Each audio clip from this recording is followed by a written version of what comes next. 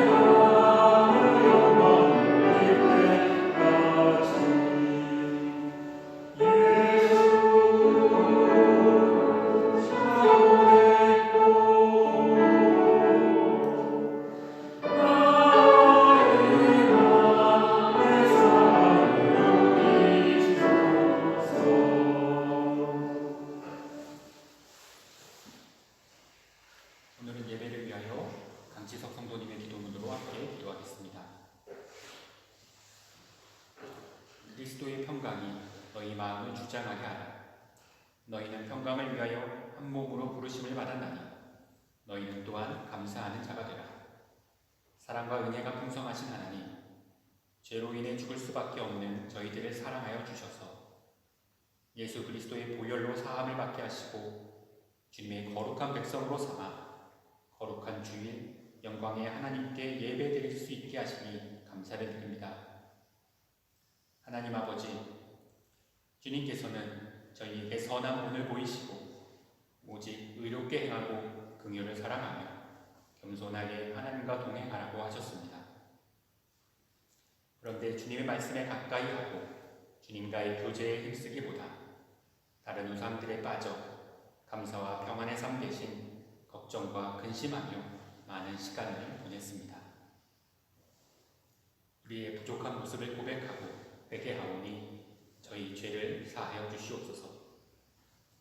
우리의 약함을 통해 주님께 기도하게 하시고 약한 그때에 강함을 주시는 주님을 만나는 복된 시간을 경험하게 하옵소서. 온 마음 다해 주님을 알기 원합니다. 주님 사랑합니다. 이 시간 말씀을 전해주실 김도신 목사님께 힘과 능력을 주시어 그 말씀을 통해 공고한 영혼이 하나님으로 가득 채워지길 기도합니다. 주님과의 관계를 회복하여 평화를 누리며 살아갈 수 있게 소원하며 이 모든 말씀 예수님의 이름으로 기도드리옵나이다.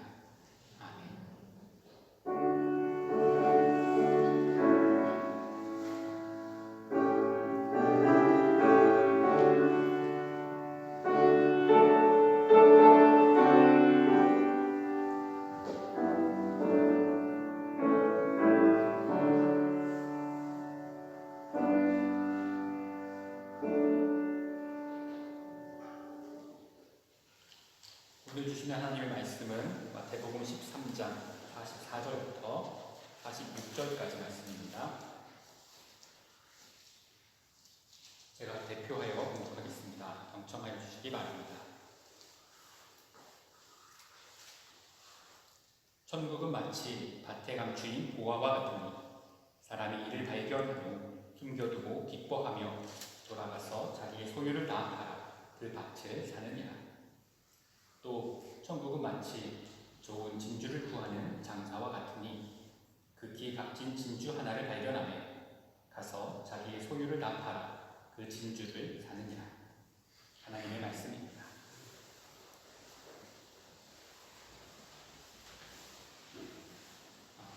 카수르의 성도님들께서, 사랑하는 성도님들께서 지난 2주간 동안 평안하셨는지 모르겠습니다. 조금은 갑작스럽게 휴가를 얻게 되었음에도 지난 주일에는 저보다 연륜이 더 깊으신 목사님께서 우리 교회에 방문 설교를 해주실 수 있었어서 개인적으로는 안심도 되고 감사하기도 한 일이었습니다. 예배와 말씀을 통해 우리 교회의 형제자매들 모두가 큰 은혜를 받으셨기를 기대합니다. 혹여 들으신 성도님들도 계실지 모르겠습니다만 지난 2주간 동안 저는 이제 다음 주부터 새롭게 시작될 대림절이 시작될 교회력을 따라서 말씀을 전할 그런 준비를 조금 개인적으로 준비 시간을 좀 가졌습니다. 이러한 설교 준비를 중심으로 해서 몇 가지 기도하고 또 고민하면서 목회의 그림을 조금 그리는 그런 시간들을 가지려고 하였습니다. 아쉽게도 약간 몸이 좋지 못한 부분이 있어서 계획했던 것만큼 충분히 집중하지는 못한 것 같습니다. 그런 아쉬움은 좀 있지만 그래서 기도주에 결정한 부분들도 있고요. 그리고 또 아직 좀 더 기도해야 될 부분도 좀 남아있긴 합니다만 그래도 하나님의 은혜로 필요한 것들을 어느 정도는 좀 여유 있게 생각해 볼 수 있는 귀한 시간이었던 것 같습니다. 계속해서 기도해 주시면 더 좋은 목회의 그림을 그릴 수 있지 않을까 생각합니다. 그런데 이제 준비하면서 아마도 제가 목회를 하는 기간 동안 매년 아주 조금은 좀 비슷하게 시간의 흐름들을 갖게 될 것 같아서 말씀 시간에 하기에 조금 지루하실 수도 있지만 그래도 교회력에 대한 설명을 약간 드리고 말씀을 시작하려고 합니다. 사실 왜냐하면 1월부터 우리가 보통 이제 달력이라고 하면 1월부터 12월까지로 이어지는 우리가 보통 사용하고 있는 이 양력이라는 이 달력과 교회력의 시작과 끝이 조금 다르기 때문입니다. 하지만 우리가 이제 한국인이기에 독일에 와서 살면서도 종종 한국에서만 사용하는 음력, 설날과 추석 등을 종종 챙기기 위해서 살펴보고는 하지요. 그러니 우리가 또한 예수 그리스도를 왕으로 모시는 하늘나라의 시민으로서 교회만의 달력인 교회력의 흐름을 알고 있는 것도 좋지 않을까 싶습니다. 그래서 저는 매년 요번처럼 이맘때 휴가를 낼 것 같지는 않습니다만 꼭 그런 생각은 아닙니다만 제가 전하는 설교와 또한 어떤 이런 목회의 준비와 목회 계획을 알리는 이런 날들과 그런 시작과 끝은 아무래도 교회력을 따라 준비하려고 합니다. 아주 간단하게 설명하자면 교회력의 시작은 우리 신앙에서 가장 기초가 되는 예수님으로부터 시작됩니다. 그래서 예수님이 오셨던 그 날을 기념하고 있는 12월 25일에 성탄절을 이 교회력의 기점이 됩니다. 기준점이 돼요. 그런데 성탄절이 교회력의 첫날이 되는 것은 아니고 주님이 오실 날을 기대감으로 그렇게 기도하며 준비할 수 있도록 하기 위해서 성탄절 앞에 4주간의 예비 기간을 정하였습니다. 그것이 우리가 이제 잘 알고 있는, 그래도 비교적 잘 알고 있는 절기인 대림절, 혹은 뭐 대감절, 또 뭐 강민절 이렇게 부르는 4주간의 기간입니다. 그래서 12월 25일 기준으로 앞에 4주간을 확보하고 그리고 그 기간을 대림절로 지키는 것이 교회력의 시작점입니다. 그러다 보니 교회력은 보통 12월 25일 기준으로 4주를 확보하기 때문에 11월 마지막 주 혹은 12월 첫째 주가 그 주일이 이제 교회력의 1월 1일이 되는 셈입니다. 누구나 어렵지 않게 계산해 볼 수 있죠. 왜냐하면 성탄절이 바뀌지 않기 때문에 그렇죠. 그래서 12월 25일을 기준으로 해서 그 앞에 4주간의 주차만 횟수만 확인하면 됩니다. 이번 주는 그래서 다음 주인 11월 28일이 교회력상으로 1월 1일이 되는 거죠. 그래서 교회력은 매년 이렇게 11월 마지막 주 혹은 12월 첫째 주에 대림절 첫 주를 1월 1일로 해서 바로 그날의 전날이 바로 12월 31일 차가 되는 그렇죠. 12월 31일이 되는 셈입니다. 그래서 이번 주가 교회력상으로 2021년에 맞춘 교회력의 마지막 주일이 되고요. 그리고 다음 주가 이제 2022년에 맞춘 교회력의 첫날 1월 1일이 됩니다. 그리고 많은 성도님들은 아무래도 성탄절과 부활절 그리고 오순절 정도 성령 강림 주일인 오순절 정도만 아마 보통 익숙하게 알고 계실 거라고 생각이 됩니다만 실제로는 그 사이에 뭐 주현절, 수세주일, 사순절 등 이제 오늘은 사실 이제 교회력상의 이름으로는 왕이신 그리스도 주일이라고 해서 그 예수 그리스도의 왕 되심을 기억하는 날인데 교단마다 약간의 표현은 다를 수 있는데 그래서 보통 왕 되신 그리스도 주일 혹은 왕이신 그리스도 주일, 뭐 그리스도의 왕, 뭐 그리스도 왕 주일 뭐 이런 식의 이름들을 갖고 있습니다. 그래서 이런 여러 가지 이름들로 불리는 어떤 그런 절기들이 사실 꾸준히 그 사이에 배치가 되어 있습니다. 특히 예수님께서 우리 죄를 위하여 죽으셨다가 부활하신 부활절, 그것을 기념하는 부활절의 경우는 솔직히 우리 신앙에서 너무너무 중요한 날이죠. 어떻게 보면 성탄절보다 훨씬 가치가 있는 날입니다. 그러다 보니 예비 기간인 사순절도 사시기를 확보할 수 있도록 하기 위하여 5주차에 해당하고 5주나 사순절의 기간인 제2수요일 이후에 5주가 들어가 있고요. 그리고 부활절 전 주일에 우리가 잘 아는 고난주일, 종료주일이라고 불리는 그런 주일도 포함되어 있습니다.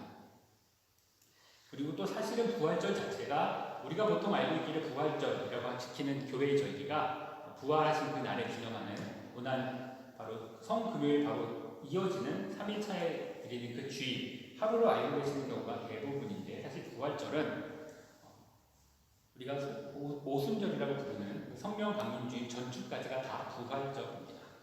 부활절은 부활절 후 이렇게 말하지 않고 아마 제가 앞에 이제 교회 예배를 부름을 하는 부분을 아마 꾸준히 잘 들으신 분들은 아마 혹시 아실 수 있는데 대부분 이렇게 말합니다. 성령 강림절 후 12번째 주일 뭐 이런 식으로 말을 하는데 부활절은 그렇게 표현하지 않고 부활절 4번째 주일 이런 식으로 말합니다. 그 후가 아니고 부활절 자체로 이어지기 때문에 그래요. 그렇게 7주일이 총 부활절로 지켜집니다. 그리고 오순절 성령 강림 주일과 그 이후 직후에 드려지는 삼위일체 주일 이후로 사실 오늘 이 왕이신 그리스도 주일 그 사이까지는 특별한 절기가 없습니다. 왜냐하면 모든 주일이 부활하신 주님의 영이신 성령님과 동행하는 일상으로 보기 때문입니다. 일상적인 주일이지만 특별한 절기의 이름 없이 우리가 그 일상을 살아가는 삶에 대한 기념일들로 지키게 됩니다. 그리고 혹시 한국에서 신앙생활을 오래 하신 분들은 그래서 그 사이에 다양한 교회 행사들을 하는 주일들을 아마 넣는 것을 보셨을 거예요. 청년주일, 또 어버이주일, 어린이주일 이런 것들이 대부분 그 사이들에 많이 포함되어 있죠.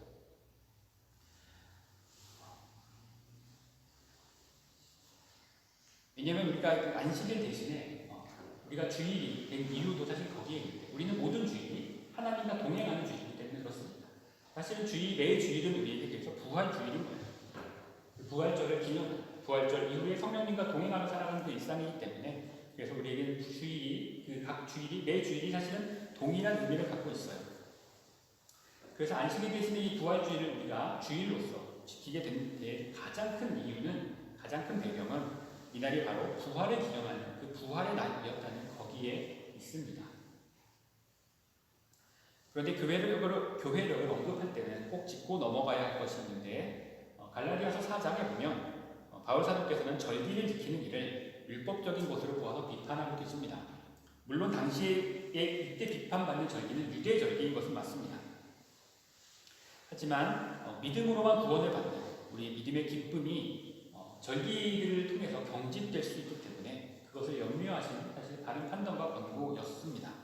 왜냐하면 초기에 기독교에서 지켰던 유일한 절기는 부활주일이었고 그 부활주일을 1년 365일, 다시 말해서 52주간 매 주일마다 모여서 기념했던 것은 매번 똑같이 부활주일이었습니다.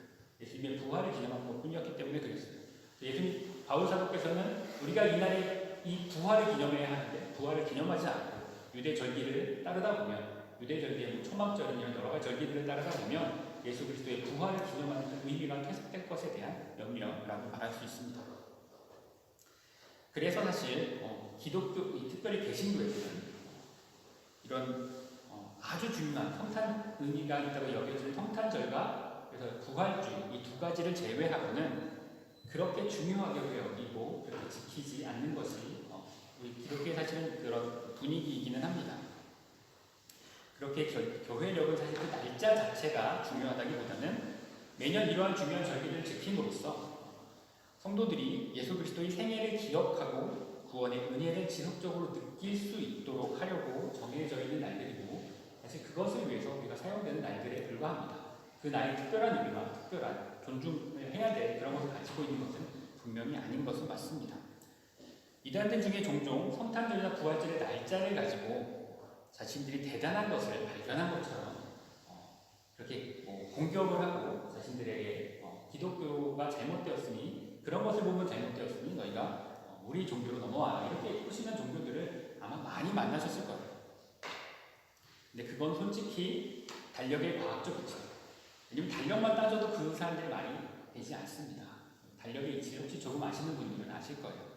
그리고 교회력의 참된 의미도 전혀 모르고 하는 아주 가치 없는 이야기일 뿐입니다. 말씀드린 것처럼 교회력의 가치는 사실 이 정도에 불과하기는 합니다만 저는 우리가 서양식 달력을 사용하면서도 우리가 음력으로 따져진 설날과 추석을 꼭 신경 쓰고 있는 것처럼 특별히 독일에 와서도 사실 그런 부분을 우리가 포기하지 않는 것처럼 교회 전통에 교회의 전통으로 갖고 있는 교회력의 중요한 이런 순간들을 중요한 날들을 우리 믿음 생활의 기준점으로 삼는 것은 절대 나쁜 의미는 아닌 것 같습니다. 충분히 의미 있는 특별히 교육 쪽에서 우리가 많이 의미 있는 일이라고 생각합니다. 왜냐하면 삶을 살아가던 일상의 삶을 잠시 내려놓고 우리가 이 주의를 구분하여서 하나님 앞에 특별히 전적으로 하나님만 바라보며 살기로 결단하고 살아가는데 이 주일에 이 자리에 모였을 때 이 날이 부활절이라는 물론 반복되는 의미가 더 중요할 수 있긴 하지만 그러나 거기에 더하여 교회력의 의미를 통하여 주님의 오심과 죽으심과 부활의 역사를 우리 안에 조금씩 쌓아가며 내게 주신 이 놀라운 구원의 은혜를 다시금 되돌아볼 수 있다면 교회력도 또 우리의 삶에도 더 복음이 풍성해지는 그런 일이 되지 않을까 생각하기 때문입니다. 성경 공부 시간에 사실 해야 될 만한 그런 이야기들, 조금은 복잡한 이야기를 오래 했습니다만 이제 다시 말씀으로 돌아가서 저는 그렇게 다음 주부터 우리 교회에서 선포될 그 주제를 좀 고민하면서 오늘 말씀의 이 제목을 정하게 되었습니다. 무엇보다도 다가오는 그 새로운 해에는 우리가 복음의 완성인 그곳, 바로 하나님 나라에 대하여 말씀을 나누고 싶기 때문입니다. 지난 1년 동안 함께 묵상했던 이 복음이라는 특별히 복음의 은혜와 복음의 본질이 무엇인지 복음의 가치가 무엇인지를 제가 1년 동안 어떻게 보면 꾸준히 전하려고 하였는데 그 복음의 진리를 이제는 하늘나라의 소망 그리고 우리 교회가 세상에 드러내야 할 하나님의 비밀로서 삼고 싶어졌기 때문입니다. 그래서 앞으로 다가올 그 1년 동안, 앞으로 시작될 1년 동안은 우리의 참된 꿈과 소망이 주님이 계신 그 하늘나라에 대해서 전하려고 합니다. 오늘 본문에서 말씀하듯이 밭에 감추어 있다는 그 보화와 같은 그 천국에 대해서 말입니다. 주님은 오늘 말씀에서 두 가지 비유를 통해서 천국이 어떤 곳인지를 가르쳐 주시고 계십니다. 먼저 어떤 농부가 밭일을 하다가 그 밭에 감춰져 있던 엄청난 보물을 발견하게 되었습니다. 그러자 이 농부는 너무나 기뻐서 그 보물을 잘 감추어둔 후에 자기가 가진 것을 다 팔아서 그 밭을 사게 되었다. 이렇게 말씀하셨죠. 아마도 특히나 땅을 소중하게 생각하는 한국인들 중에서 이 말씀을 이해하지 못할, 이 말씀의 뉘앙스 혹은 느낌을 이해하지 못할 분은 아마도 없을 것 같습니다. 그냥 땅을 샀다고만 해도 우리가 잘했다고 할 만한 일인데 그 땅에 엄청난 보화가 나온다면 그건 누구라도 어떻게라도 그 땅을 사지 않을 사람은 단 한 사람도 없을 것이기 때문입니다. 그런데 이 말씀에서는 땅을 샀다더라, 그랬다더라가 핵심은 아닙니다. 바로 이 천국이란 얼마나 귀하고 값진 것인지, 얼마나 소중한 나라인지, 그런데 그것이, 그 소중한 그 나라가 예기치 않게 발견된다는 데 있습니다. 내가 스스로 찾아서 얻을 수 있는 것이 아니라 하나님의 뜻에 따라 우연히 발견된다는 그 사실에 있습니다. 그래서 구원의 사건에 대해서 어떤 분은 예기치 않은 기쁨이라고 표현하기도 합니다.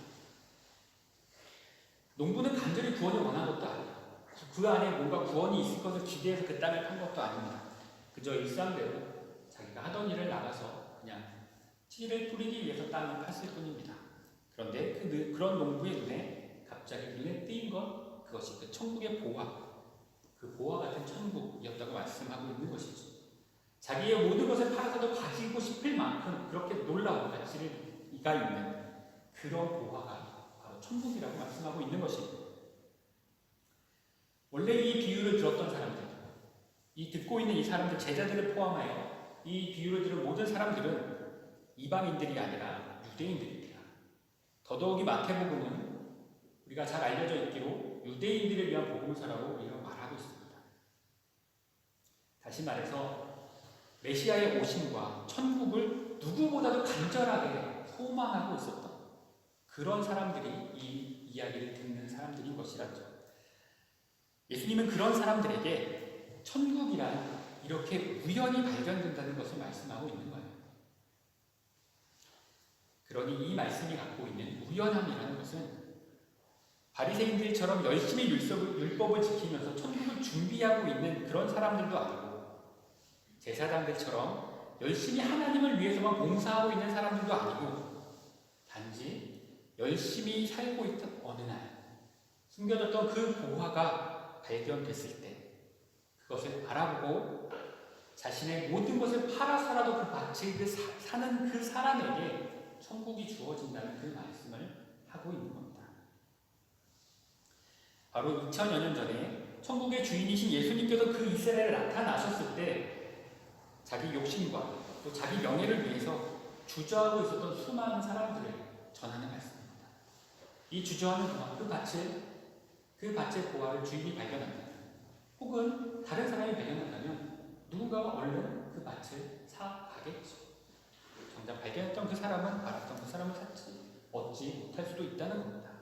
네가 그 천국을 발견했다면 지금 당장이라도 가서 보화를 팔아서 그 천국을 사라는 말씀이죠. 이것은 예수님 시대에도 그리고 지금 이 시대에도 마찬가지입니다. 지금도 어느 순간 갑자기 들려진 구원의 말씀, 복음의 그 소망에 대하여 주저하며 결단하지 못하는 사람에게 주님이 언제까지 그 기회를 부여하실지는 우리는 아무도 알 수 없다는 겁니다. 그러니 이 복음이 내게 발견되었다면, 내가 복음을 발견되고 믿는다면 오늘이라도, 지금이라도 당장 내 모든 것을 내어드려서 이 밭을 사야 합니다. 그곳에 천국이 있다면, 내가 그곳에 천국이 있음을 확인한다면, 믿는다면 그렇게 해야 합니다. 저는 우리 교회가 바로 이런 성도들이 모인 교회가 되기를 간절히 소망하고 기도합니다. 그런데 저는 이 말씀을 묵상하다가 진심으로 감사하다는 느낌도 받았습니다. 그것이 어떤 부분이냐면 바로 이 보화가 발견된 밭을 이 농부가 샀다고 말씀하고 있는 부분입니다. 이게 왜 감사하다고 느꼈을까요? 저 역시 이 농부처럼 쉽사리 그 밭을 살 만한 그런 어떤 값어치 있는 것을 갖지 않은 사람이라고 느껴지기 때문입니다. 이 농부는 지금 이 발견된 밭이 자기 것이 아니었기 때문에 그 밭을 자기 것을 다 팔아서 그 밭을 샀다고 예수님은 말씀하시죠. 다시 말해서 소작농에 대한 이야기입니다. 아마도 부유하지 않은 소작농이었을 이 농부는 그저 남의 땅을 빌려서 농사를 짓는 사람이었을 거예요. 그런데 지금도 그렇지만 그 시절에 땅이 없는 농부가 가진 재산이라고 해봐야 사실은 별 볼 일 없습니다. 저는 옛날에 대부분의 소작농들의 미래는 결국 몇 년 지나 파산하여 노예가 되는 거예요. 대부분의 소작농들의 미래는 그렇습니다. 지금도 한국에서의 가장 큰 사회 문제 중 하나도 보통 사람들이, 일반적인 사람들이 십수년을 노력해도 집 한 채 사는 것은커녕 전세 얻을 돈도 마련하지 못한다라고 그렇게 되는 것이 가장 큰 사회 문제로 여겨지고 있지 않습니까? 그런데 그런 가난한 농부가, 아마 자기 밭도 없는 그런 농부가 자기 것을 팔아서 어떤 밭을 살 수 있다라고 말씀하고 있는 겁니다. 그 보화가 묻힌 땅이, 그가 그 보화를 발견하게 되는 땅이, 그 천국을 발견하게 되는 땅이 자기가 자기 모든 것을 바치기만 하면, 자기 모든 것을 팔기만 하면 그래도 그 천국을 살 수 있는 그런 땅이었다는 것이죠. 하나님이 그렇게 하신 겁니다. 천국이란 그런 데서 발견된다고 말씀하는 거예요. 그가 감당할 수 없었다면 그는 그 밭을 사는 것이 아니라 그림의 떡이 되거나 잘 신고해서 그래도 거저주는 거 10%는 준다거나 뭐 이런 마음이 가거나, 아니면 잘 묻어두었다가 주인이 몰래 하나씩 빼가야 되는, 수십 년 동안 하나씩 가져가서 자신의 생활비로 마련해야 하는 그러한 도둑질을 해야 되는 상황이 되었을지도 모릅니다. 그런 밭이 아니라 그가 발견한 밭은 자기 것을 다 팔기만 하면 그래도 살 수 있는 밭이었다고 그렇게 기록되어 있습니다. 그래서 천국을 발견한 누구라도 하나님은 그가 그것을 얻을 수 있게 해주시는 거예요. 이 비유의 한 의미는 그런 것도 있는 것 같습니다. 그래서 저는 우리 교회가 이런 교회, 다시 말해 천국을 발견한 누구라도 기꺼이 하나님을 위해 그 삶을 드릴 수 있는 은혜의 공동체가 될 수 있기를 간절히 소망하고 기도합니다. 그리고 사도 마태는 이 비유에 이어서 진주를 구하는 장세에 대한 비유를 바로 기록하고 계십니다. 진주를 찾아 돌아다니는 어떤 진주 장사가 있었습니다. 그가 여러 여행을 다니면서 가장 귀한 진주를 수소문해 다니다가 어느 순간 극히 귀한 진주를 발견하게 됩니다. 그러자 그는 서슴없이 자신의 모든 것을 팔아서 그 진주를 샀다고 주님은 말씀하십니다. 이 비유는 첫 번째 비유와 바로 이어져 나오는 데다가 또한 내용과 구조가 사실 매우 유사하기 때문에 보화 이야기와 같이 값진 진주 같은 천국에 대한 이야기로 종종 해석되고는 합니다. 그런데 저는 이 두 번째 비유의 이야기를 아무리 읽어도 천국은 진주가 아니라 진주 장사에 대한 이야기로 읽게 됩니다. 그래서 부족한 언어 실력이지만 주석들의 도움을 조금 얻어서 원문으로 읽어봐도 분명히 천국과 같다고 쌍을 이루고 있는 단어는 진주가 아니라 안드로포이라고 표현되어 있는데요. 안드로포스, 즉 사람이라는 단어입니다. 장사를 표현한 것이 그 파는 장사, 진주를 파는 장사가와 같은 것이라는 의미입니다. 다시 말해서 천국은 진주가 아니라 값진 진주를 찾아다니는 진주 장사와 같다는 것이지요. 그런데 그 진주 장사가 진주를 찾게 되어서 천국에 있는 모든 것을 팔아서 그 진주를 샀다고 말씀하는 겁니다. 그렇다면 이게 무슨 이야기입니까? 천국을 발견한 사람이 모든 것을 팔아서 천국을 사는 것이 아니라 앞의 이야기와 달리 이것은 반대로 천국이 모든 것을 팔아서 진주를 산다는 말입니다. 풀어서 이야기하자면 하나님의 나라가 그 모든 것을 팔아서, 하나님이 그 모든 것을 팔아서, 예수님이 그 모든 것을 던져서 그 하나님 나라에 들어갈 백성들을 산다는 이야기입니다. 이 값진 진주가 우리와 같은 그리스도인들이라고, 예수님께서 생각하는 그 값진 진주가 바로 너희들이라고 그렇게 말씀하고 있는 거예요.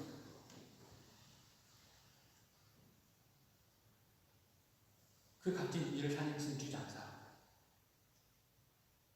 당연히 이 비유는 자기 목숨을 내어서 우리를 구원해 주시는 예수님 자신에 대한 이야기입니다.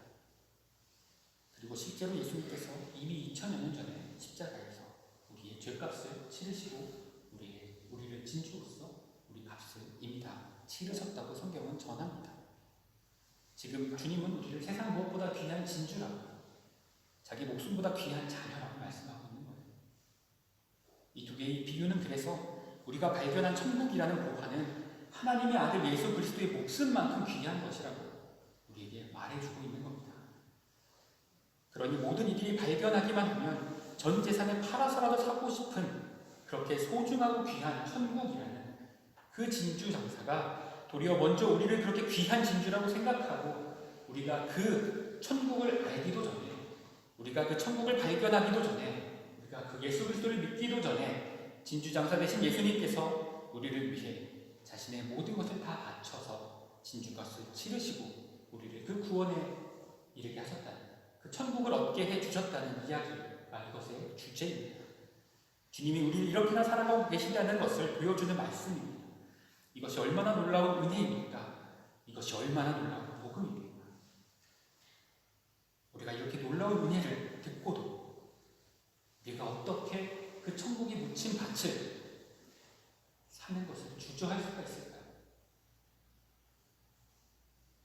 어떻게 우리가 그 천국의 가치를 모른 척 할 수가 있겠습니까? 예수 그리스도의 목숨이 그 천국의 가치입니다. 그래서 저는 우리 칼수리 한인교회 모든 성도님들이 이 천국의 은혜와 놀라운 가치를 깨닫고 나의 모든 것을 팔아서라도 이 밭을 사셔서 천국을 품은 성도님들이 되시기를 주님의 이름으로 축복합니다.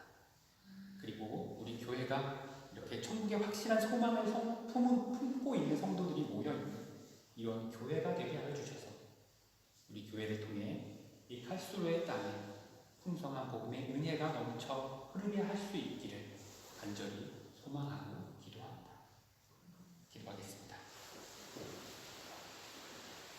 우리를 값진 진주보다 귀하게 여겨주셔서 우리를 위하여 그 귀한 보배로운 피를 흘려주신 예수님, 오늘 우리가 이 귀한 구원의 말씀을 듣고 우리도 우리의 모든 것을 팔아서 이 천국의 복음을 따르기를 기도합니다. 그러니 우리가 이 땅 위에서 천국의 소망을 품고 천국의 백성으로 살아갈 때 지치지 않고 낭망하지 않도록 주의 성령께서 굳세게 붙잡아 주시옵소서. 그리고 우리 교회가 천국을 닮아가며 주님을 찾지 않던 이들에게 천국을 드러내는 아름다운 주님의 몸을 이루도록 은혜를 더하여 주시옵소서. 이 모든 말씀 우리 주 예수 그리스도의 이름으로 기도드립니다. 이제 찬송가 242장 한문지가 적는 것같이 1절, 2절, 5절을 찬양하여 우리에게 말씀을 주시는 예수님의 은혜에 응답하겠습니다.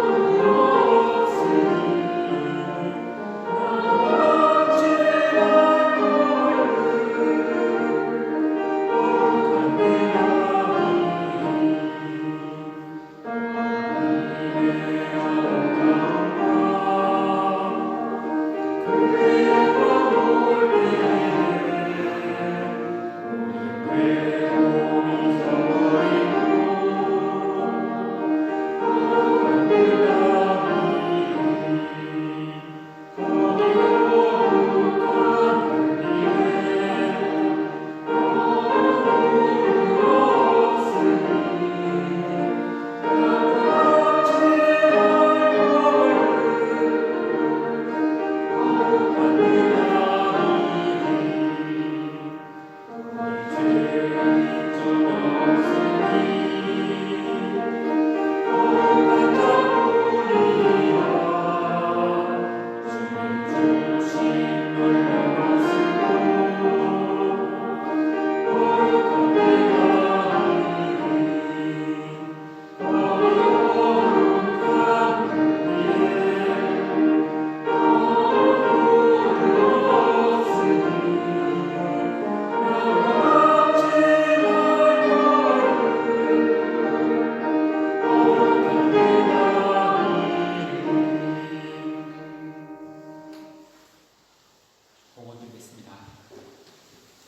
우리를 피로 사신 주님이 알려주신 천국을 흠모하며 우리의 삶을 온전히 주님께 드립니다. 이러한 결단을 담아서 우리의 마음과 정성을 이 작은 예물과 함께 드리오니 주님 나라와 영광을 위하여 이 인물이 30배, 60배, 100배의 결실을 맺게 하여 주시옵소서. 그리고 우리들의 삶 속에 주님의 풍성한 은혜를 더하여 주셔서 세상 어디에서나 천국을 맛보며 살아가는 복된 주님의 자녀들이 되도록 성령의 은혜를 더하여 주시옵소서.